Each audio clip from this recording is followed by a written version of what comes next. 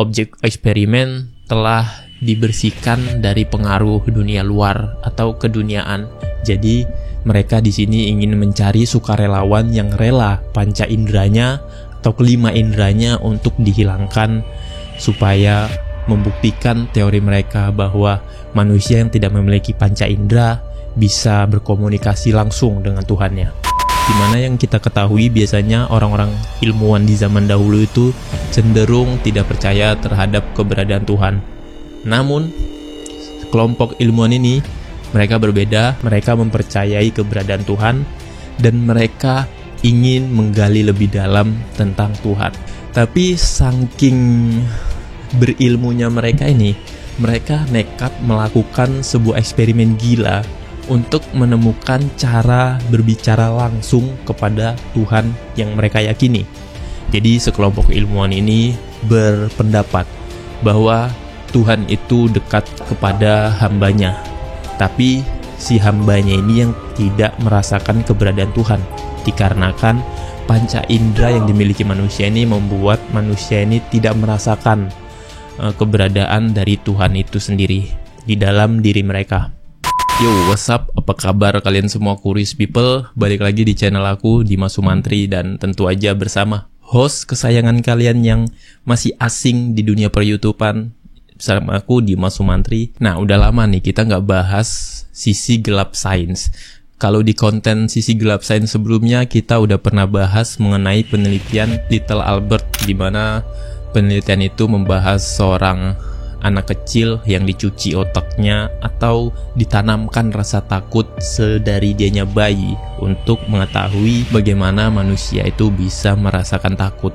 Ada juga penelitian tentang utopia tikus, di mana seorang ilmuwan menciptakan surga bagi para tikus tadi untuk melihat apakah kehidupan yang sempurna dengan sumber daya yang terpenuhi dan tanpa adanya tindak kejahatan kriminal di suatu lingkungan dapat membuat kehidupan yang sempurna juga. Kalian bisa lihat kontennya di pojok kanan atas atau di link di deskripsi yang aku kasih di bawah.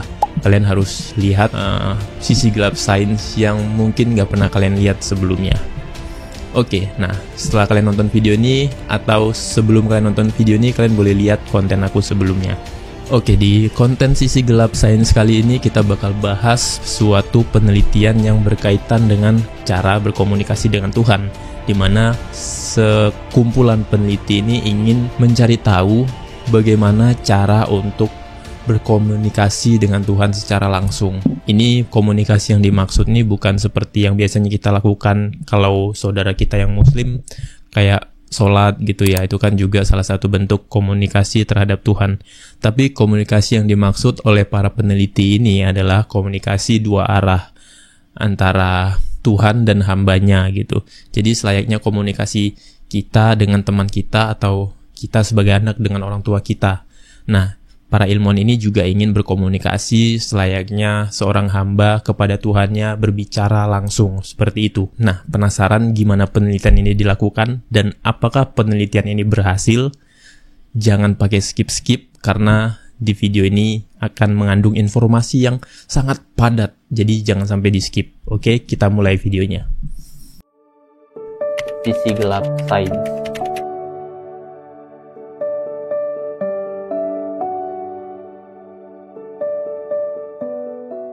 Kalian percaya nggak kalau ada eksperimen yang bisa membuat manusia ini berbicara langsung dengan Tuhannya? Jadi di tahun 1983 ada sekelompok ilmuwan di mana kelompok ilmuwan ini sangat cerdas lah di bidang akademis, dan gak cuma cerdas di bidang akademis, para ilmuwan ini juga memiliki ilmu pengetahuan yang cukup tinggi terhadap agama mereka. Di mana ini adalah golongan ilmuwan yang tentu aja mereka percaya dengan keberadaan Tuhan. Di mana ini cukup langka ya, di zaman 1980-an ada sekelompok orang-orang pinter yang percaya dengan keberadaan Tuhan, dan mereka ilmuwan bahkan. Di mana yang kita ketahui biasanya orang-orang ilmuwan di zaman dahulu itu cenderung tidak percaya terhadap keberadaan Tuhan. Namun kelompok ilmuwan ini Mereka berbeda, mereka mempercayai keberadaan Tuhan, dan mereka ingin menggali lebih dalam tentang Tuhan. Tapi saking berilmunya mereka ini, mereka nekat melakukan sebuah eksperimen gila untuk menemukan cara berbicara langsung kepada Tuhan yang mereka yakini. Nah, para ilmuwan ini berteori bahwa panca indera manusia ini membuat manusia nggak sadar akan kehadiran Tuhan. Oleh karena itu, manusia yang nggak memiliki panca indera akan dapat merasakan kehadiran Tuhan melalui pikiran mereka.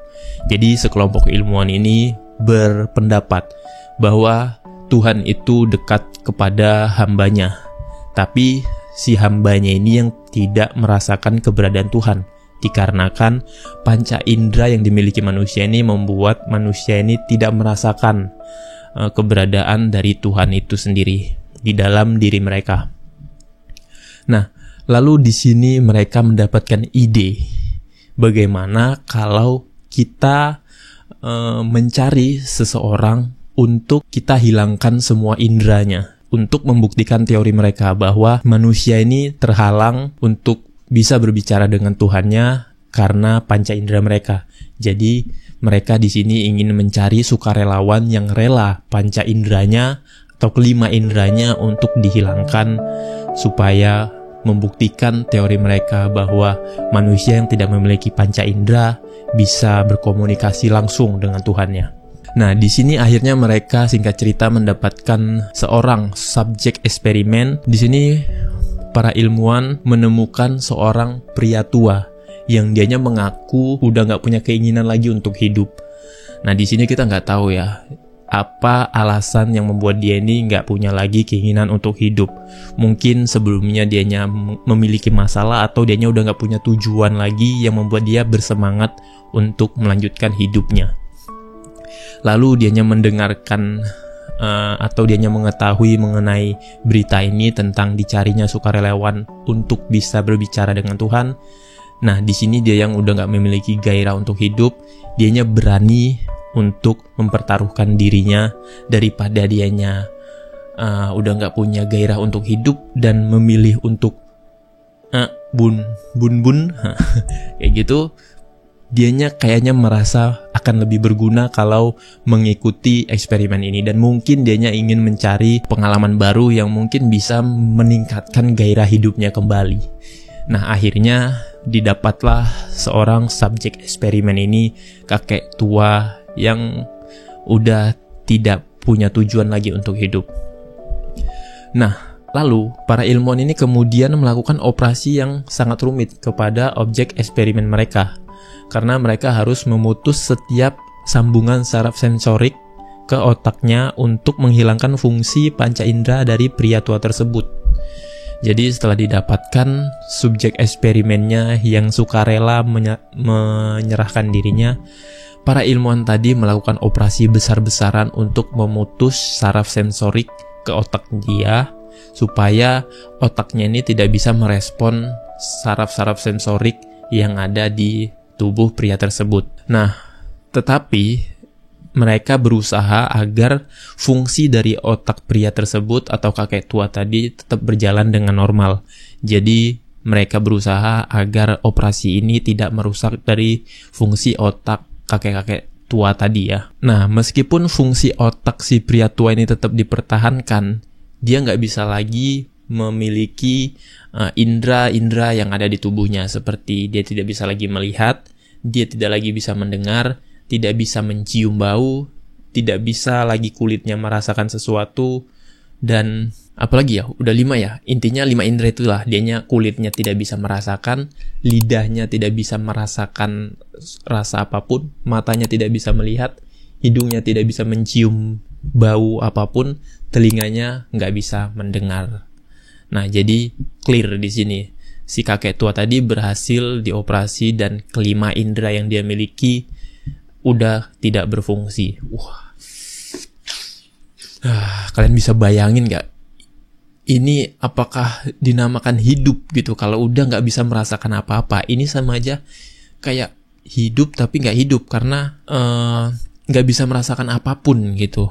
Nah, akhirnya setelah operasi ini selesai dilakukan, si pria tua itu hanya sendiri dengan pikirannya. Dia tidak lagi bisa terdistraksi oleh dunia di luar. Dimana ini juga suatu hal yang diinginkan oleh para peneliti tadi. Objek eksperimen telah dibersihkan dari pengaruh dunia luar atau keduniaan. Di sini kakek tua ini sudah sendirian dengan pikirannya, dan para ilmuwan berpendapat kalau dianya sudah bisa untuk merasakan keberadaan dari Tuhan. Nah, setelah penelitian ini selesai dilakukan, objek eksperimen ditempatkan di suatu ruangan yang dapat dipantau oleh para peneliti ini dari luar. Para ilmuwan ini kemudian memantau si pria tua itu, dianya seringkali berbicara lantang tentang pikirannya dalam kalimat-kalimat yang kacau dan campur aduk yang bahkan gak bisa dimengerti oleh para ilmuwan tadi. Bukan cuman bahasanya yang rumit untuk dipahami, tapi susunan kalimat yang dia bicarakan itu tidak bisa dipahami oleh para ilmuwan tadi. Nah, setelah 4 hari, pria tersebut bilang kalau dianya mendengar suara-suara pelan di dalam kepalanya. Namun para ilmuwan ini nggak terlalu percaya pengakuan pria tersebut dan menganggap kalau si pria tua ini atau kakek-kakek ini sudah mulai mengalami gangguan kejiwaan. Setelah beberapa hari pria tua ini nggak memiliki panca indera, dianya mulai mendengar bisikan-bisikan di kepalanya, yang mana harusnya kan para peneliti ini kalau memang mereka meyakini dengan penelitiannya, harusnya mereka percaya kalau apa yang dia bicarakan itu mungkin dari Tuhan gitu. Tapi dikarenakan si objek eksperimen ini melanturkan kata-kata yang gak dapat dipahami selayaknya orang gila, kata-katanya gak beraturan gitu. Nah, mereka di sini beranggapan kalau objek eksperimen ini tuh mengalami gangguan kejiwaan. Namun yang mengagetkannya, 2 hari kemudian dianya menangis karena dianya mengaku dapat mendengar suara dari almarhum istrinya yang berbicara di dalam kepalanya. Nah, awalnya para ilmuwan ini gak yakin sama pria tersebut, tapi si kakek-kakek ini mulai menyebutkan nama kerabat para ilmuwan tadi yang telah meninggal. Nah, si pria tua ini juga menyebutkan informasi pribadi yang mungkin hanya diketahui oleh kerabat-kerabat terdekat para ilmuwan tersebut. Nah, di sini nih mulai ada kebimbangan dari para ilmuwan tersebut. Para ilmuwan-ilmuwan tadi yang mulai mereka beranggapan, wah, gimana dianya bisa tahu nih gitu. Karena ini cukup mengagetkan ya, dimana yang awalnya dianya dianggap gila karena tiba-tiba melanturkan kata-kata yang gak dapat dipahami, tiba-tiba dianya bisa menyebutkan nama-nama kerabat dari para ilmuwan tadi yang udah meninggal, yang bahkan orang tua tersebut itu baru dikenal di hari eksperimen ini dilakukan. Dan gak cuma nyebutin nama, kakek tua ini juga menyebutkan informasi-informasi pribadi yang harusnya ini cuma diketahui oleh keluarga terdekat dari para ilmuwan tadi. Nah, di sini, di titik inilah sebagian besar para ilmuwan itu mulai percaya dan yakin kalau penelitian mereka ini hampir berhasil. Nah, disinilah mereka mulai ada sedikit harapan kalau si kakek-kakek ini bisa berbicara langsung dengan Tuhan, dan dianya beranggapan kalau apa yang dia tahu itu dari Tuhannya gitu. Kayak mungkin para peneliti ini ya mungkin berpendapat kalau mungkin kakek tua ini dikasih tahu sama Tuhan gitu. Ini cukup, kalau jadi penelitinya juga cukup membingungkan ya, apa yang terjadi sama si kakek-kakek ini. Nah, 7 hari berlalu, si pria tua itu menjadi tertekan karena sekarang bukan lagi suara dari almarhum istrinya yang dia dengar di kepalanya, melainkan suara ratusan orang yang sangat keras dan menolak pergi meninggalkan kepalanya. Di sini dianya mengakunya kayak gitu.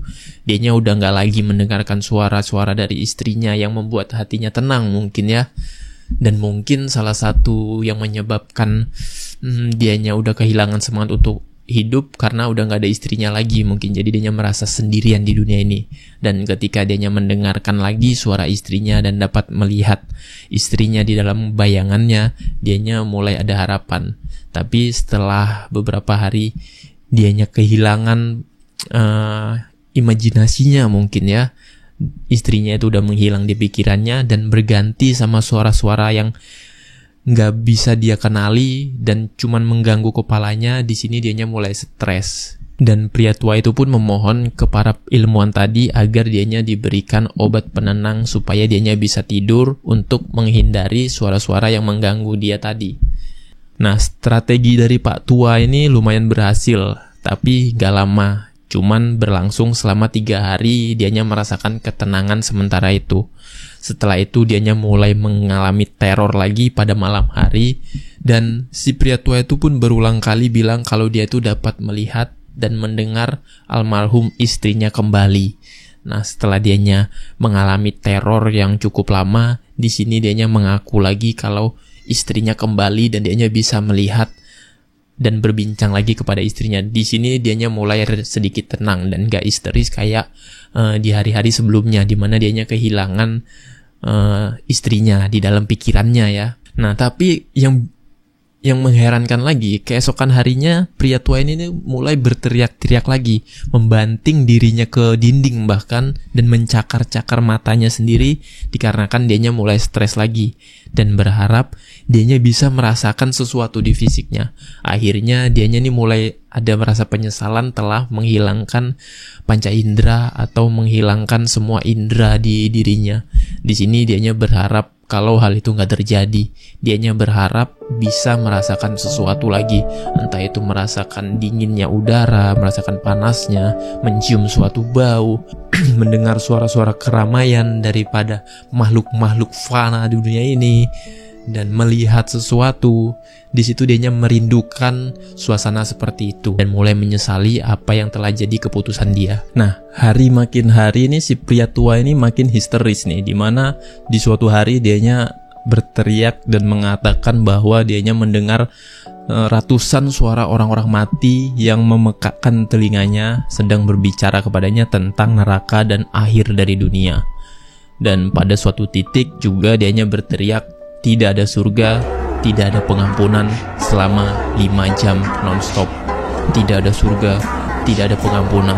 Tidak ada surga, tidak ada pengampunan. Hanya 2 kalimat itu yang terus-menerus dia katakan selama 5 jam berturut-turut. Nah, si pria tua ini akhirnya mulai menyerah nih dan terus-menerus meminta dan memohon kepada para ilmuwan tadi untuk mengakhiri saja hidupnya. Tapi para ilmuwan ini malah semakin yakin kalau si pria tua tersebut hampir menjalani kontak secara langsung dengan Tuhannya. Aduh, ini lumayan nyesek ya kalau kita resapi ceritanya. Dimana ketika pria tua ini mulai merasa tersiksa setiap kali pria tua ini mulai hampir ingin menyerah, tapi di satu sisi para ilmuwan ini justru berharap penelitiannya ini berhasil gitu. Aduh, kasihan. Nah, di sehari kemudian setelah dianya mulai menyerah terhadap hidupnya, si pria tua ini gak bisa lagi membentuk kalimat yang benar untuk berbicara. Lagi-lagi nih, dianya mulai gak bisa berbicara dan berkomunikasi dengan benar. Dia pun akhirnya semakin emosi dan mulai menggigit daging di lengannya sendiri untuk melampiaskan amarahnya. Dikarenakan ya dianya mau gigit atau melukai gimana pun tubuhnya, itu dianya nggak bisa merasakan apapun karena indera perasa dia tuh udah mulai hilang. Nah, para ilmuwan pun ini akhirnya bergegas untuk masuk ke ruang eksperimen tadi dan menahan pria tua tadi di suatu kursi agar pria ini nggak mencoba untuk mengakhiri hidupnya sendiri. Jadi para ilmuwan ini khawatir kakek-kakek ini mulai nekat karena permintaannya nggak diturutin sama para ilmuwan tadi. Jadi mau nggak mau dianya harus melakukannya sendiri. Namun di sini para ilmuwan bergerak cepat untuk mengikat pria tua tersebut di kursi agar dianya nggak bisa melukai dirinya sendiri. Nah, setelah beberapa jam dianya diikat di kursi, pria tua ini pun akhirnya berhenti meronta-ronta dan berteriak, dan dianya menatap kosong ke langit-langit dan pada satu titik mengalir dan menetes air mata di matanya. Selama 2 minggu, pria ini terus-menerus menangis tanpa mengeluarkan suara, di mana si pria tua ini sampai mengalami dehidrasi. Dianya karena udah berminggu-minggu terus-menerus menangis, sampai akhirnya cairan di dalam tubuhnya ini mengering. Jadi dianya mengalami dehidrasi. Tentu aja para peneliti ini nggak membiarkan hal itu terjadi. Mereka masuk lagi ke dalam dan memberi cairan dan memberi minum lah, supaya si kakek-kakek ini nggak mati karena dehidrasi, atau kakek-kakek ini tidak meninggal karena kekurangan cairan lah. Lalu pada saat si peneliti ini melakukan kontak langsung dengan si kakek-kakek tua tadi untuk menghidrasi lagi kakek-kakek tadi supaya tidak kekurangan cairan. Nah, di hari ini pria tua menoleh meskipun dianya mengalami kebutaan. Untuk pertama kalinya dia melakukan kontak mata langsung dan fokus ke para ilmuwan di eksperimen tadi. Di sini ngeri banget ya. Dia kan udah nggak ada panca indera lagi ya, bahkan untuk melihat pun dianya nggak bisa gitu, mendengar juga gitu. Nah, tapi selama penelitian ini dilakukan, untuk pertama kalinya dia menoleh ke arah para peneliti dan menatap tajam ke para peneliti ini. Wah, apa yang terjadi ya? Kenapa dianya bisa menoleh? Kalian bisa bayangin nggak? Nggak bisa ngelihat apa-apa, nggak bisa dengar apa-apa. Itu dia tiba-tiba menoleh. Apa yang men-trigger dia untuk dianya menoleh? Kalian jujur aja, selama ini kalian ngelihat orang yang buta, nggak bisa melihat, pernah nggak kalian dengar atau maksudnya kalian lihat mereka ini menoleh? Apalagi dianya nggak bisa mendengar juga ya. Kalau dianya cuma buta doang tapi bisa dengar, mungkin dianya bisa menoleh karena mendengar sesuatu, karena refleks dia semasa hidupnya dianya bisa melihat gitu. Tapi dianya kalau nggak bisa mendengar dan nggak bisa melihat, apa alasan yang nge-trigger dia untuk menoleh gitu, dan bahkan kontak mata langsung gitu. Begitu ke para ilmuwan tadi. Dan setelah dianya menatap fokus ke para ilmuwan tadi, dianya mulai berbisik ke para ilmuwan dan mengatakan, "Saya telah berbicara dengan Tuhan dan Dia telah meninggalkan kita semua." Setelah dianya berbicara seperti itu, tanda-tanda vital pria tua tadi dinyatakan telah menghilang, dan di titik itu juga para ilmuwan menyatakan kalau dianya telah meninggal dunia. Wow. Ini ending yang sangat memberikan tanda tanya besar nih. Ini lumayan membuat para ilmuwan bertanya-tanya pasti di akhir hidupnya. Dianya melakukan sesuatu yang gak bisa ditebak sama para ilmuwan tadi. Menurut kalian gimana nih? Apa yang dia lakukan terakhir kali di hidupnya? Kalian ada alasan gak kenapa dianya mulai menoleh dan kenapa dia mengatakan hal seperti itu? Dan apa yang membuat dianya itu tiada seketika itu juga, padahal para ilmuwan tadi udah memastikan kondisinya itu nggak ada suatu hal yang bisa membuat dia tuh untuk mati secara mendadak. Dan gitulah akhir dari penelitian mengerikan ini. Walaupun mereka terkesan memiliki tujuan yang mulia dari penelitian ini, tapi cara yang mereka gunakan ini cukup terkesan gila dan nggak bisa kita benarkan juga ya. Dengan merenggut sesuatu hal yang udah dikaruniakan kepada Tuhan untuk para manusia ini dengan alasan mereka ingin berbicara langsung dengan Tuhan. Dari penelitian ini mungkin bisa mengingatkan kita kalau sebenarnya Tuhan itu sangat dekat dengan kita, tetapi terkadang kita nggak menyadari keberadaan Tuhan di sekitar kita, dikarenakan fokus dan perhatian kita selama ini teralihkan dengan sesuatu yang sifatnya duniawi. Mungkin semua kenikmatan yang kita dapat selama ini justru inilah yang membuat kita lupa terhadap keberadaan dari pencipta kita sendiri, di mana sebenarnya dianya sangat dekat kepada kita. Kayak gitu akhir dari penelitian yang sangat mengharukan bagi kita dan sangat naas juga ya. Oke, segitu dulu di video kali ini. Kalau kalian suka dengan konten-konten kayak gini, jangan lupa like, komen, dan subscribe. Kita ngobrol dan diskusi di kolom komentar. Terima kasih buat kalian yang udah nonton. Sampai jumpa di konten-konten selanjutnya.